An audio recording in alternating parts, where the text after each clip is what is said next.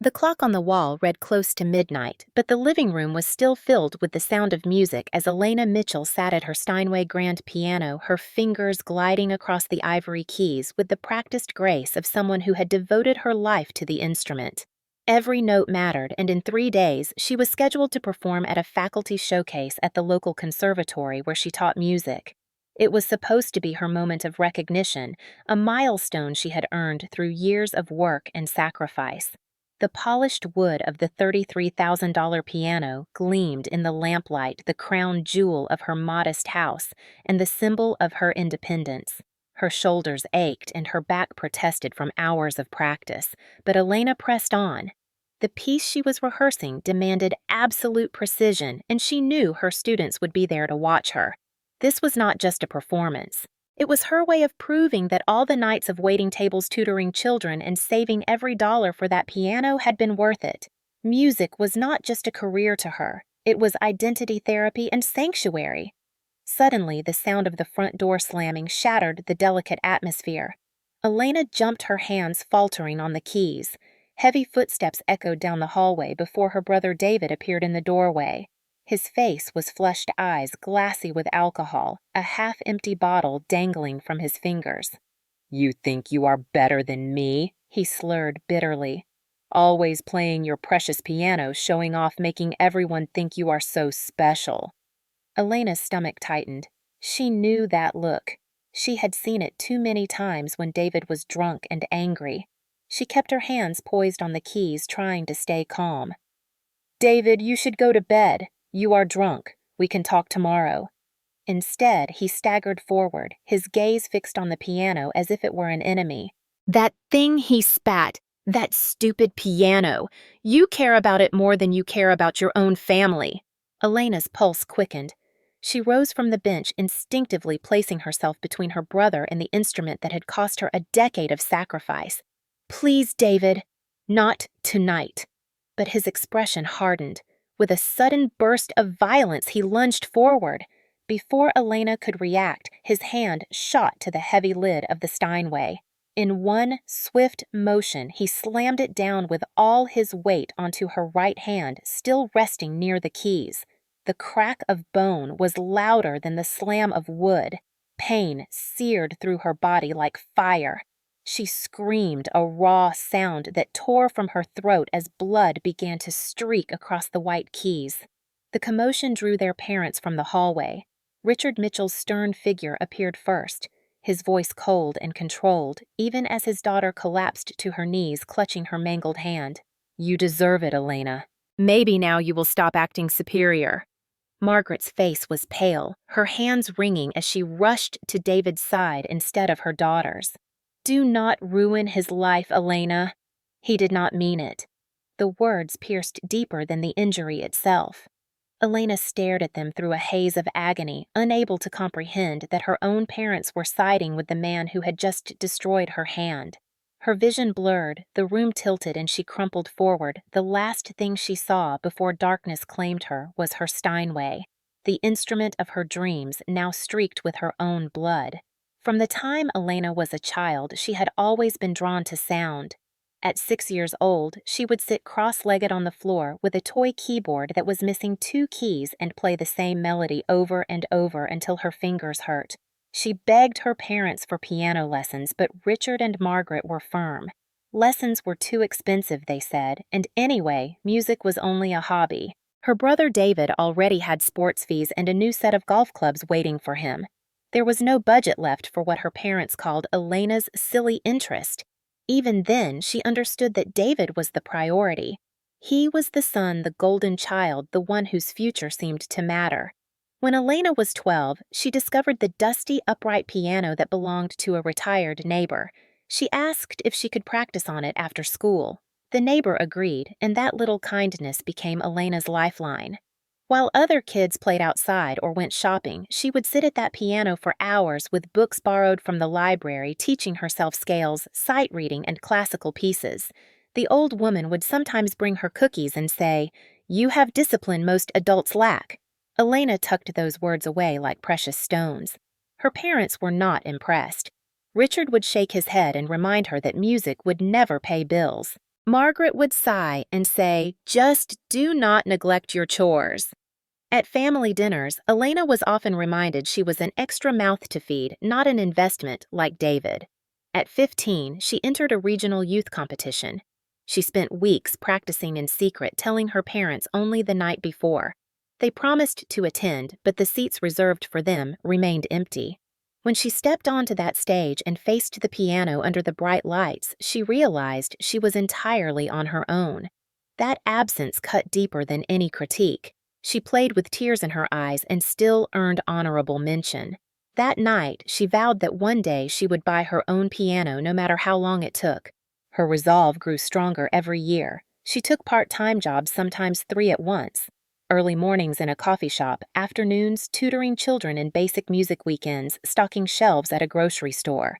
She carried sheet music in her backpack and practiced finger drills on the bus ride home. Every tip, every spare dollar went into a jar labeled Piano Fund. Richard laughed at her jar when he found it. Margaret said gently, "It is nice to dream, sweetie, but be realistic." They never laughed when David demanded money for gas or clothes. He received a brand new car for his 18th birthday, complete with a giant ribbon on the hood. Elena had watched from her bedroom window, her jar of cash hidden under the bed. At 21, she had finally saved enough for a down payment. She walked into a music store with trembling hands and asked about grand pianos. The salesman tried to steer her toward cheaper models, but Elena's eyes fixed on a Steinway.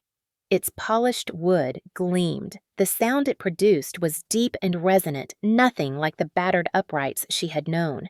It cost $33,000, an impossible sum for someone still finishing college, but she would not be deterred. She applied for financing, argued her case with bank officers, and promised herself she would make every payment on time. That Steinway became more than an instrument. It was proof of her independence, a physical testament to her refusal to let her family's dismissal define her.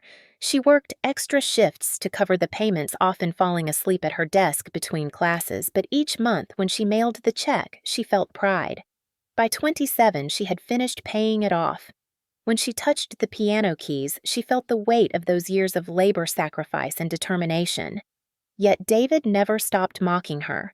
"Playing piano will not pay your rent," he sneered. While he drifted between jobs, drinking most nights and blaming others for his failures, Elena built a small but respected reputation.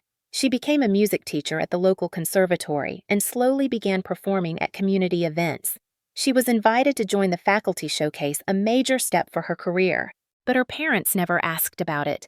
They were too busy covering David's latest mishaps. Margaret once drained her savings to post his bail after a bar fight. Richard often defended him with the phrase, "He just needs another chance." When Elena tried to explain how much her music mattered, her mother dismissed it with a smile. "It is a lovely hobby, but do not take it too seriously." That comment stung more than David's jabs. A hobby after all the years of labor, the bruised fingers, the loneliness of practicing in borrowed rooms. Elena had stopped expecting validation. She only wanted space to live her own life. By the time she was 27, she had built a modest home around the Steinway, dedicating a room to music. She imagined it would be the safe place where her dreams could finally flourish. But she underestimated how far resentment could push David. She underestimated how deep her parents' favoritism ran. The week before the attack had carried an undercurrent of tension that Elena tried to ignore. It began during Sunday dinner at her parents' house.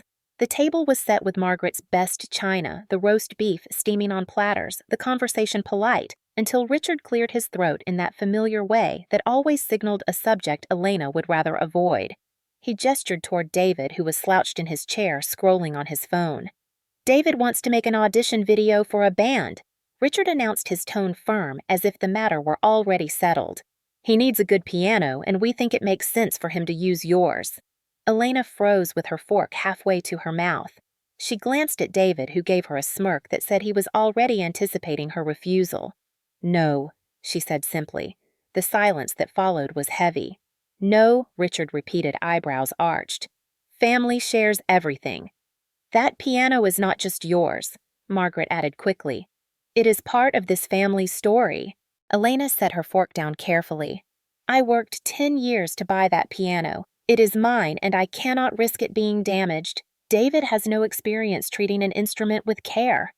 Richard's jaw tightened, his voice dropping into the tone that used to silence her as a child. "You are being selfish. David needs opportunities. You think you are better than your own brother because you can play a few pieces on an expensive toy." The word toy cut deep. Elena wanted to argue about Scales' tone discipline about the sacrifices she had made, but she knew it would be wasted breath. She repeated softly, "No, the piano is not available." David's eyes locked on hers, then a look that made her skin prickle. "Fine," he muttered, "whatever." But the way he said it told her it was not over. The next morning she found a text on her phone. "Better watch those hands." The message came from David's number at 2 in the morning. Elena stared at it, her stomach twisting. She took a screenshot immediately, her instinct telling her to preserve evidence. For several minutes, she hovered over the option to forward it to the police, but stopped herself. She imagined the lecture from Richard about family loyalty, Margaret's sigh of disappointment, the inevitable accusation that she was exaggerating. She told herself David had been drunk. Drunk people send stupid messages all the time. She stored the screenshot in a separate folder and tried to push the fear aside. Yet the days that followed were uneasy. Twice she noticed David's car parked down the street near her house, though he had no reason to be in that neighborhood. Once she came home from teaching to find the gate slightly ajar, though she was sure she had locked it. Nothing was missing, but she felt the chill of intrusion. At school, she buried herself in preparation for the showcase. Her students could sense her distraction, but they admired her determination. Mark Reynolds, a fellow teacher, noticed her rubbing her right wrist during rehearsal and asked if she was all right. "Just overworked," she replied with a tired smile. Music was the only thing grounding her, the only arena where she still felt in control. She clung to it even as the threats loomed closer. On Friday evening, Margaret called her tone dripping with false warmth. "Your brother is under stress," she said. "Please do not hold grudges. Let him use the piano, it would mean so much." Elena felt her pulse hammer in her ears. "Mom, the answer is no. That piano is my livelihood, not a toy." Margaret's sigh was long and heavy. "You will regret being so stubborn." When Elena hung up, she sat at the piano for hours trying to lose herself in the music. Each note was a shield against the chaos her family brought. Each chord reminded her she had carved a path on her own. But beneath the melody there was dread, an awareness that David was spiraling and that her parents would defend him no matter what he did. She should have gone to the police, then she would later tell herself. She should have treated the warning as the threat it was. But after years of being told she was dramatic, selfish, and difficult, she convinced herself to wait to hope it would pass. That choice would cost her more than she could imagine. The night it happened, Elena had been practicing longer than usual, her body heavy with fatigue, but her mind restless with the urgency of the upcoming showcase. The house was quiet, the warm glow of the lamp spilling across the polished surface of the Steinway. She paused only to stretch her fingers and sip water before diving back into the intricate passage she had struggled with all week. The air felt heavy, as if warning her of something unseen. Then she heard the uneven footsteps outside, slow and dragging, followed by the metallic scrape of the gate. Her chest tightened. She had learned to recognize David's movements even before he appeared. He stumbled into the doorway, the smell of whiskey entering the room before he did. His shirt was wrinkled eyes bloodshot, his smile twisted into something cruel. "Practicing again," he sneered. "That piano is worth more than everything I own. Must feel good being better than your brother." Elena stood quickly, heart pounding. "David, you need to leave," she said, her voice firm but calm. "You are drunk, and this is not the time." He took another step forward, bottle in one hand, the other gesturing toward the instrument. "You love it more than us. You think it makes you special. Maybe without it, you will finally see you are nothing." Elena moved to block him, but his anger surged. He shoved past her, and before she could stop him, his hand gripped the heavy lid of the piano. Time slowed. She reached out instinctively to protect the keys, her right hand still resting on the edge. With a roar, he slammed the lid downward.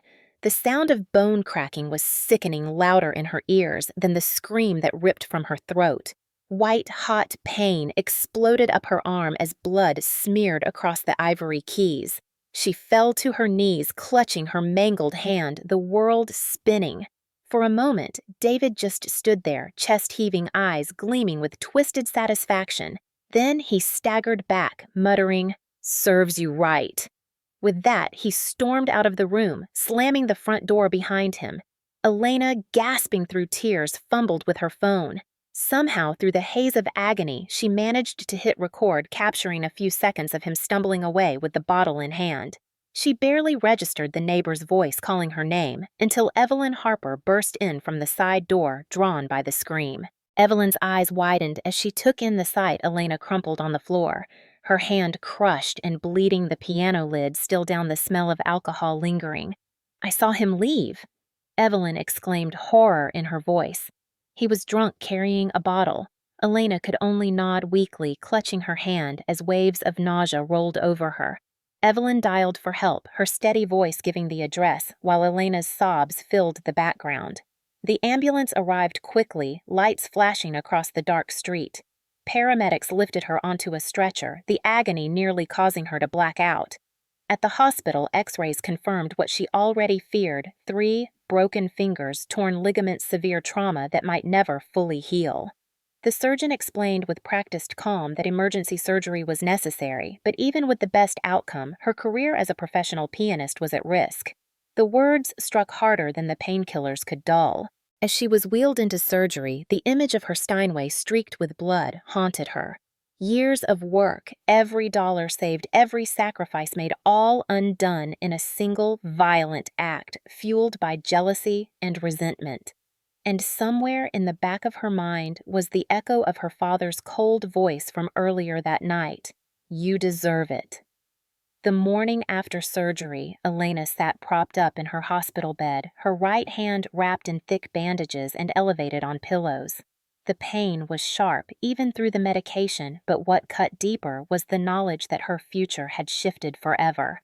Mark had stopped by with flowers from the conservatory staff, and Evelyn had promised to give her statement to the police, but still, Elena longed for her parents to show some kind of comfort. When they finally arrived, Richard walked in first with his usual stiff posture, Margaret trailing behind with a container of soup. Their expressions were not relief or sorrow, but irritation, as though Elena had inconvenienced them. Margaret placed the container on the bedside table and sighed. "It was an accident, Elena. You must not ruin your brother's life over this." Richard folded his arms and gave her the look that had silenced her since childhood. "Drop the charges.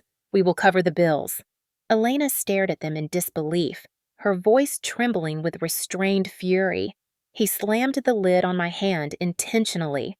I have video of him leaving drunk, and I have the text messages he sent threatening me. He was not out of control. He knew exactly what he was doing." She reached for her phone with her left hand, opened the folder where she had saved the evidence, and held it up. The screen displayed David's message: "Better watch those hands." Margaret's face tightened, but she shook her head. He did not mean it. He was drunk and angry. Families forgive Elena. Families protect each other. Richard's jaw clenched. "Enough. We will make this right. Name your price and we will write a check. Do not drag us into court." Elena's voice sharpened as she met his gaze. "This is not about money. This is about consequences. You taught David he never has to pay for anything. You have covered for him all his life, and now he has destroyed mine." Margaret's eyes filled with tears, not for her daughter, but for the son she was desperate to shield. "Think about his future," she pleaded. "He has already had so many setbacks. A criminal record will ruin him." Elena's anger flared. "And what about my future? I may never play professionally again. Do you care about that?" Richard leaned forward, his voice low and threatening. "Be careful, Elena. Once you involve the police, there is no going back. It will shame this family." Her breath caught. Even now, after everything, their concern was the family's reputation, not her shattered hand. Evelyn appeared in the doorway just then, having come to check on her. She heard enough to speak firmly. "I saw David leave your house that night. I will testify to that." The sudden interruption made Richard stiffen, Margaret's eyes darting nervously. Elena felt a surge of relief. "Thank you, Evelyn," she whispered. With her neighbor's presence, the balance shifted. No longer was it Elena's word alone against her parents' denial. Evelyn walked into the room and set her hand on Elena's shoulder. "You are not alone." Richard muttered something about private matters and turned toward the door, Margaret trailing behind him. Before leaving, Richard said, "Think carefully. Once this is public, there will be no turning back." Elena looked down at her bandaged hand and answered quietly but firmly, "Good. I do not want to turn back." The days following her release from the hospital were a blur of pain medication, physical therapy instructions, and the constant throb of her injured hand. Elena moved slowly around her house, the piano now covered with a sheet like a wounded animal. Yet in the midst of despair, there were sparks of support that kept her from collapsing. Detective Harris came by with a calm professionalism, listening intently as Elena showed him the screenshots of David's threatening texts and the short video she had managed to record. Evelyn signed an affidavit the same day, her testimony steady and clear. She described hearing Elena's scream, seeing David storm away with the bottle in hand, and the fear in his eyes when he realized she had noticed him. Those details strengthened the case. Mark Reynolds proved to be another pillar. He visited often, bringing takeout dinners and stacks of sheet music for theory classes. When Elena confessed that she felt useless without her hands, Mark reminded her gently that music was more than performance. Your mind and your knowledge are still intact. You can still teach, still inspire. The conservatory staff organized a small fundraiser, and within days, a GoFundMe page appeared online with messages of encouragement from former students and colleagues. Donations poured in to help cover medical costs. Elena read every comment, tears spilling, as strangers affirmed her worth in ways her own family never had. "Hang in there. We believe in you. Do not let them silence your music." For the first time, Elena felt the strength of community wrapping around her like armor. At night, she scrolled through the names of donors and supporters, marveling at how many people chose to stand with her when her parents had turned away. It was a painful revelation, but also a liberating one. Family is not always blood, she thought. Sometimes it is the people who show up when you are broken. Detective Harris explained the next steps clearly. The evidence would be reviewed, charges filed, and a hearing scheduled. Elena signed papers with her left hand, each stroke shaky but resolute. She was pressing forward not only for herself, but for every student who looked to her as proof that hard work could overcome obstacles. Mark noticed the way she clenched her jaw when fear threatened to overwhelm her and reminded her that she was not alone. "You have allies now," he said. "Do not let their noise drown out the truth." Evelyn echoed that sentiment. "If your parents show up again with excuses, just remember, you have witnesses, you have community, and you have the law." Elena nodded, her eyes burning, but her spine straighter. The family she was born into had failed her, but the family she was building out of neighbors, colleagues, and friends was beginning to heal the cracks.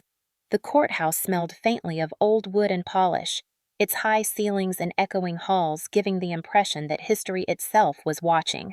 Elena walked slowly into the courtroom, her right hand still bound in a brace beneath her sleeve. Every step made her heart pound, but she kept her chin lifted. Mark walked beside her, carrying her documents, while Evelyn followed with calm resolve. They took seats at the front, close enough to the judge's bench to feel the weight of the proceedings. Across the aisle, David sat slouched between Richard and Margaret. He wore a pressed shirt and tie, but his eyes betrayed defiance. Margaret reached for his hand as if to comfort him while Richard whispered instructions. They looked more like parents supporting a victim than parents facing the truth about their son. When Judge Thompson entered the room, everyone rose. The proceedings began with Detective Harris presenting the evidence. Elena's video clip played on the large monitor showing David stumbling out of the house with a bottle in hand while Elena's voice could be faintly heard, crying out in pain. Then the text messages appeared on screen, the words, "Better watch those hands," stark against the background. Evelyn took the stand and delivered her testimony clearly, describing the scream she heard the sight of David leaving and Elena bleeding inside the house. Her steady tone silenced the defense's attempt to paint her as biased. Elena's turn came next. She walked to the stand, slowly, each step heavy with memory.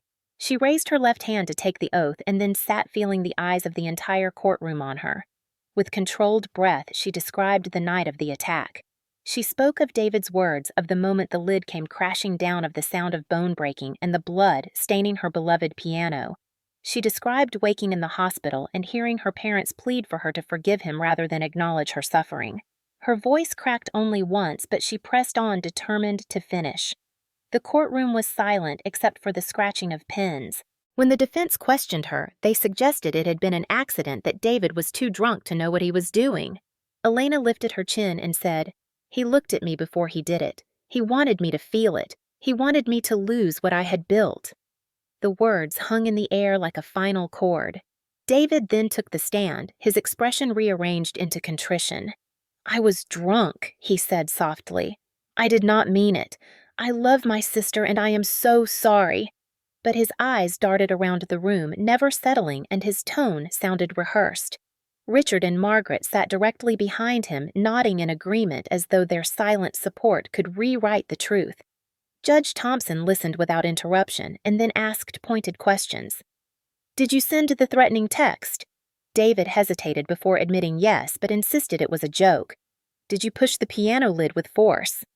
Again, David faltered. His explanations unraveled under scrutiny. When the arguments concluded, Judge Thompson leaned forward and spoke with measured gravity. "This court recognizes the severity of the injuries inflicted and the lasting impact on the victim's life and career. While the defendant has chosen to accept a plea deal avoiding incarceration, he will not escape accountability.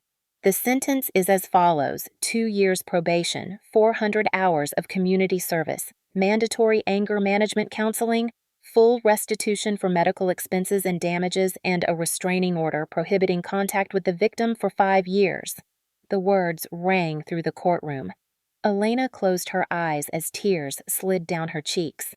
It was not everything she had dreamed of. There would be no prison term, but it was justice, public and undeniable. David's face hardened as the conditions were read, his earlier mask of regret slipping into anger. Richard muttered under his breath. Margaret dabbed her eyes, but none of it could change the ruling now etched into record. As Elena left the stand, Mark squeezed her shoulder. Evelyn smiled softly, pride shining in her eyes. Outside the courthouse, reporters asked questions, but Elena kept her answers simple. "The law has spoken. I will rebuild." That night, she sat at home, staring at the covered piano, her hand aching, but her heart lighter. For the first time since the attack, she felt the possibility of a future she controlled. Justice had not erased the pain, but it had drawn a line in history. From here, she could step forward. Recovery was not linear. Some mornings Elena woke with determination, eager to push through her therapy exercises, while other mornings the ache in her fingers and the stiffness in her wrist left her staring at the ceiling, convinced she would never regain control. The surgeon had been frank. Her hand would heal enough for daily tasks and some light playing, but the days of flawless concert performance were likely over. That truth threatened to unravel her, but she refused to let it. Instead, she poured her discipline into rehabilitation, flexing and stretching, enduring the sting of physical therapy sessions where each small movement felt like scaling a mountain. Mark was there almost every day. He drove her to appointments, waited in lobbies with books, and reminded her gently that progress was measured in inches, not miles. When frustration boiled over, he simply listened, steady as a metronome. Evelyn visited often as well, bringing homemade meals and stories from the neighborhood, assuring Elena that the community was watching out for her. Slowly, Elena began to redirect her energy. If her right hand could not sustain long passages, she would use her left to teach students scales. She began to design lessons that emphasized theory and ear training. Within weeks, she was running group classes at the conservatory again, standing before students with her brace still visible, but her voice strong. Her colleagues applauded her courage. Parents thanked her for teaching resilience by example. The Steinway was repaired by a specialist who polished away the bloodstains and restored its resonance. The first time Elena sat at it again, she wept openly, her hands trembling as she played a simple hymn with tentative fingers. The sound was not perfect, but it was alive, and that was enough. She began to use the piano not for public performance, but for private reflection. In the evenings, she practiced with pieces arranged for the left hand, discovering a new repertoire that challenged and inspired her. she found strength in adaptation. The conservatory offered her a new contract focused on instruction and choir direction, recognizing her leadership potential. Standing before a group of voices and guiding them through harmony filled her with a different kind of joy. She realized music had not abandoned her, it had merely transformed. The community that had rallied around her during the trial continued to stand by her. Former students sent letters, neighbors offered rides, colleagues shared opportunities. For the first time, she felt embraced not for what she could produce, but for who she was. One evening, as she graded papers, Mark placed a hand on hers and said quietly, "You are not less, Elena. You are more." She believed him. The scar on her hand remained a constant reminder of violence, but it also symbolized survival. Each day she built something new. Step by step she reclaimed her life. Weeks turned into months, and Elena slowly built a new rhythm of life. Therapy sessions, teaching assignments, and evenings at the piano with simplified pieces became her norm. She had expected silence from her parents after the trial, but silence did not last. One Sunday afternoon, her phone buzzed with a message from Margaret. "Family dinner tonight at 7. Time to heal." Elena read it 3 times, suspicion rising. She almost ignored it, but decided clarity was better than avoidance.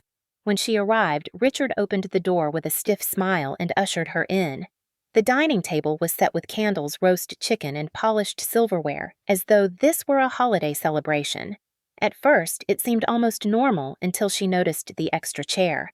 Her breath caught when David stepped into the room, dressed neatly, hair-combed face arranged into practiced humility. "I have changed," he said as though rehearsed. "I deserve another chance." Elena froze. The restraining order forbade him from being within 500 feet of her. She pulled a folder from her bag and laid photographs on the table. They showed David's car circling her street the previous week, clear violations of the order. Richard's face darkened. "You are dragging this family's name through the mud," he snapped. Margaret reached for Elena's arm. "We just want peace. Forgive him." Elena's pulse raced, but her voice was steady. "Respect is above forgiveness. You taught him to escape consequences, and I will not continue that pattern." David's facade cracked. His eyes blazed with fury. "You think you are so perfect," he shouted. "You ruined this family." Richard banged his fist on the table, his voice booming. "Enough! This ends here!" Elena pushed back her chair and stood the strength in her spine unshakable. "No, it ends when you stop protecting him. I will not carry the weight of your denial anymore." She turned and walked toward the door. Margaret's voice trembled behind her. "Elena, please do not do this." But Elena did not pause. She stepped into the night air, the cool breeze against her face like freedom. For the first time, she did not look back. A full year passed before Elena fully understood how much had changed. The scar on her right hand remained a pale reminder of the night violence nearly stole her future, but the life she was building around that scar was stronger than anything she had known before. The conservatory appointed her as director of the community choir, a role that filled her evenings with rehearsals and performances. Standing on the podium, she guided voices into harmony, her baton slicing the air with authority. The applause after each concert echoed through her heart in a way different from solo piano recitals, but no less profound. The Steinway still occupied its place in her living room. Some nights she lifted the lid and played simple pieces, the sound filling the house with warmth. It was no longer the symbol of a fragile dream, but of survival, a testament that she had endured. Her students often gathered around to watch her demonstrate theory at the keys, their eyes wide with admiration. They learned not just scales, but resilience, absorbing the unspoken lesson that even broken hands can create beauty. Evelyn remained a constant friend, dropping by with stories and advice, her loyalty unshaken. Mark became more than a colleague. Their bond deepened into something steady and hopeful, a partnership built on mutual respect. One evening after rehearsal, he took her hand gently and said, "Your music did not end, Elena. It just transformed." She smiled, realizing he was right. Music was still the language of her life, only now it spoke through teaching, conducting, and mentoring. The broader community recognized her courage as well. Articles appeared in local papers celebrating her resilience, highlighting the way she had turned tragedy into strength. Parents thanked her for inspiring their children. Strangers stopped her on the street to say they admired her bravery. Each acknowledgement layered new meaning over the old wound. As for her parents, contact dwindled. Richard remained angry, still convinced she had disgraced the family. Margaret sent occasional messages urging reconciliation, always centered on David's struggles rather than Elena's growth. Elena replied politely but firmly, repeating the same boundary. "When respect exists, we can talk. Until then, I will keep my distance." David served his probation and community service, seen occasionally in town, but always at a distance, his resentment simmering. The restraining order kept him away, a barrier Elena intended to uphold without compromise. She no longer feared him, she simply refused to allow him space in her life. On the anniversary of the attack, Elena hosted a small gathering at her home. Evelyn brought cookies, Mark brought wine, students brought flowers. They filled the living room with laughter and music. Someone asked her to play, and she obliged, sitting at the Steinway with calm composure. She chose a simple arrangement, her fingers moving with deliberate care. The melody floated through the air, imperfect yet beautiful, infused with hard-won strength. As the last notes faded, she looked around the room at the people who had stood by her. Family is not who breaks you, she thought. Family is who helps you rebuild. The words settled in her chest like a final chord, resonant and complete. She lifted her glass in a quiet toast and smiled, the scar on her hand catching the light not as a mark of loss, but as proof of survival.